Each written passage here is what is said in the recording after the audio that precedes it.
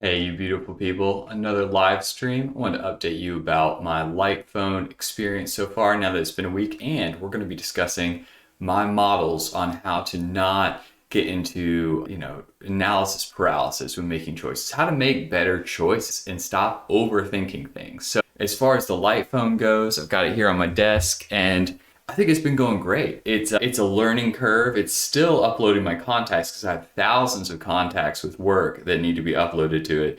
And so if I had any, concern, it would be the fact that I'm still reaching for my phone to check my email. And I wasn't a huge social media user, surprisingly, since I make content every day, but I wasn't really scrolling that much. But what I really was doing was using my phone as a way to not even be productive, but just to feel like I was being productive. And so I think that's my first realization is that I'm getting more stuff done and maybe in a better headspace. Maybe we'll decide, later on. Maybe I'll do some more specific work with that. But really, I want to talk about decision making today. And I'm a millennial. I'm a product of pop icons, dial-up internet, and Chuck E. Cheese.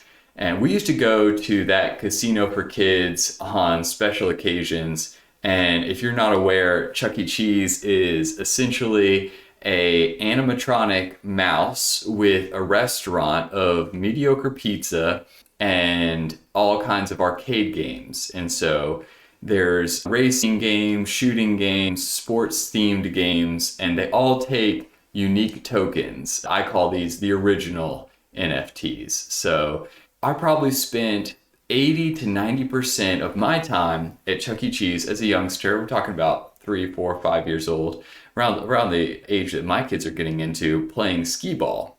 And ultimately, I made that decision probably because it was my mom's favorite game to play. But I do remember my clearest memory of Mr. Cheese is in the paralysis of not knowing which game to play. There's all those different options I listed, but it was something where you would walk in and there's lights and there's noise and it's super stimulating, and I just didn't know what I could do or wanted to do. There's too many options. So I would kind of default to the safe road. And in a case of overcorrection, when I'm ordering food now as an adult, I get the first thing on the menu of whatever the staff recommends. So whatever the feature of the day is, that is probably what I'll end up ordering. And if anything, it's simpler and it's usually a good option. I'm rarely disappointed. And if I was disappointed in that, I'm probably disappointed in something else. But that's how I generally go about making those kind of decisions. We make thousands of small decisions every day, like on our commute to work in the car, at our jobs, interacting with coworkers, in our relationships at home or with others. But when I'm presented with something like a movie to watch in the evening or on the weekend, it takes a surprising amount of effort for me to pick. I find myself scrolling through the just myriad of options on so many different apps that we have too, of just what to watch and just to unwind, so to speak. So how do we make it to the end of the week? How do we make it through all this decision making and what it kind of feels like a bunch of little conflicts coming over our heads every single moment of every day. So your brain is a wildly efficient machine. Think of it that way, as like, kind of think of it as a computer. It's not a great example, but it's probably the best one we've got. With so much information coming in every second, your brain has the ability to process without you having to focus on every little detail. So when you're doing something like driving a car, all four limbs are acting in concert with one another and kind of independently doing unique things to make it all happen hopefully smoothly. And all the while you can like sing along to the radio, or try to keep your kids from fighting in the back, or hopefully keep your eyes off your smartphone and drive safely.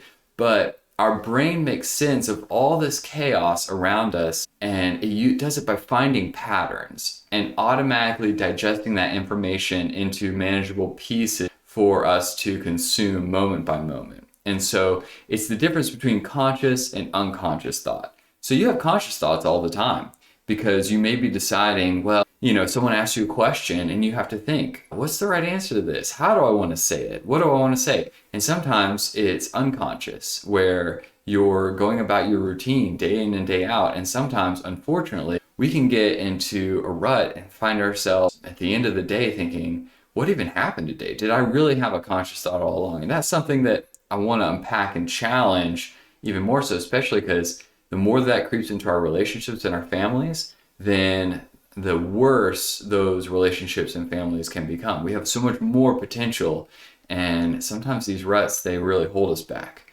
But what if there was a way to tap into that brain power of yours?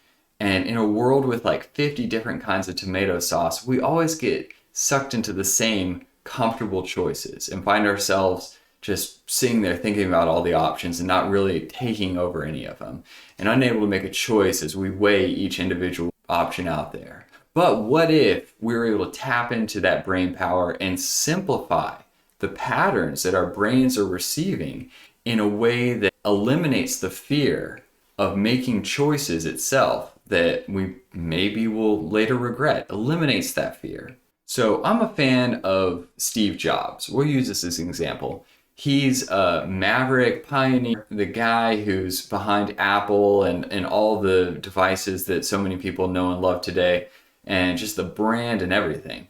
And in business and in so many ways, he was such a trendsetter. Iconically, he wore the same turtleneck sweatshirt, the same Levi's 501 jeans, and the same New Balance sneakers every single day. And so when you picture Steve Jobs in your mind, you're probably picturing him wearing that outfit. On second thought, I should have worn it for this live stream just to really drive home the point that his mission was to reduce decision fatigue, along with creating a sort of visual identity and having continuity with his brand. But really, it was primarily about not having to make the decision of what to wear every day, and to avoid the pressures. As someone, he had a lot of money, and a lot of influence, and a lot of people wanted him to wear their clothing.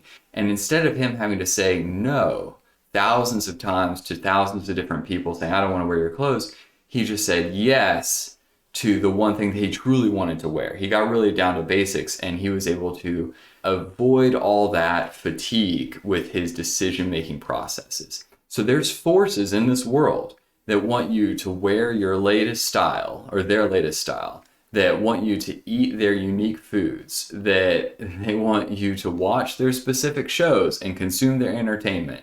And they profit from an endless supply of seemingly new and exciting options. And their plan, it works on us because humans, we love novelty. And when I say novelty, I mean like unique experiences. When we experience something unique, dopamine in our brain releases and it builds like a reward loop. It's kind of the feel-good chemical in our brain that says, hey, that was good, do that more. And so this is the power behind social media.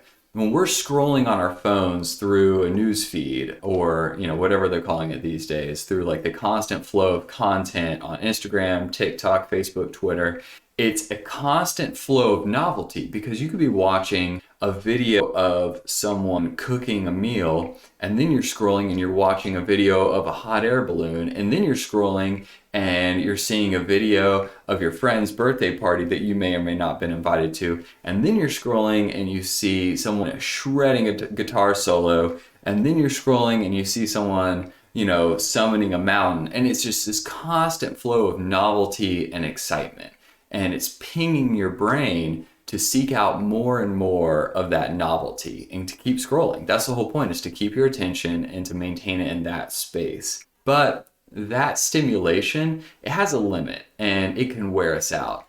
I've been there, and I'm sure that you felt the fatigue of scrolling, and some often call it doom scrolling, as we just scroll continuously and forever, and we're not really getting much value out of it other than just the constant hit of like a low grade reward loop over and over, just to feel like we're doing something. And that's how I found myself with my phone. The thing that I'm missing is my email, where I would refresh my inbox, I'd read old messages, I'd file them away here and there, I would respond to some things, but I found myself most of the time just managing it, not really even responding or receiving anything of much value, just constantly managing that space in my email inbox. And as I remove that from my phone and only do that during specific times during the day, this week I've found that it's really opened my mind to how that's affected me on more of a like a moment to moment basis, not just day to day. And so by limiting clothing options, Steve Jobs escaped that treadmill of chasing after the latest style. And it's likely that only one option is going to be too extreme for you. It's too extreme for me. You don't see me wearing the same clothes every single day. They're similar, but not the exact same. And there's a happy middle between zero or just one choice and infinite choices. Somewhere in between there, we have to find where our space is. I think that with the right framework, here's the key: writing down a framework that automatically limits your decisions to just an easy few options is going to be the thing that keeps you off that treadmill of constantly seeking after the reward of something novel, or that keeps at bay all the forces that want to advertise their best choice for you. So when we started having kids, it was time for a new car. I had a Jeep at this time, and I loved that car. From the leaky roof to the leaky coolant, this thing had so much character, and it was fun to drive. But it didn't really score high on safety and or reliability. So it was time for a new ride. And when I was shopping for a new car with my wife, of course, with this new family that we were putting together, it can be exhilarating and it can be terrifying. And depending on your personality and how much you really like cars, you could go back and forth through that experience. But with the right framework written down, it was honestly a breeze. You know, I couldn't have asked for anything better. We went through some good options, some bad options, but all together, it went pretty quickly.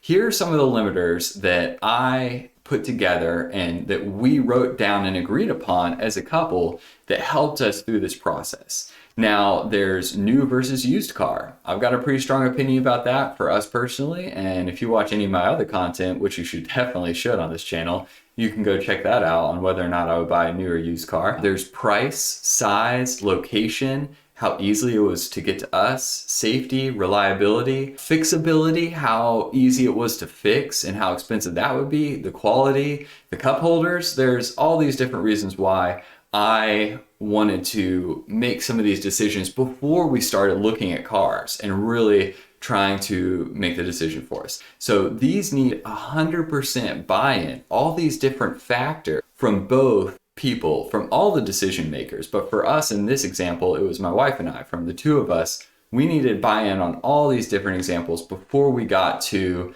actually buying a car. And the result was a superb minivan that is agonizingly convenient, very comfortable, and it is just different compared to my good old Jeep. And if you're wondering, Pam, the Jeep, got a new paint job and lives her days out making, making people happy on an animal reserve for like a safari staff vehicle out on the plains. It's where she ultimately belonged, and I can't wait to visit her someday. So I'm clearly a nostalgic person, and it's something that, maybe you're like that. Maybe you could care less about a car. And this isn't necessarily an example for you, but you're probably thinking of a time when you were having to make a decision and there were just too many choices out there. Like every other day in the grocery store, it's not just like when you're going to the produce and you're like, I'm an organic eater, so I only buy organic. So there's the organic bananas, bada bing, bada boom, here it is. I'll put it in the cart, I go and I check out. But then you get to the cereal aisle.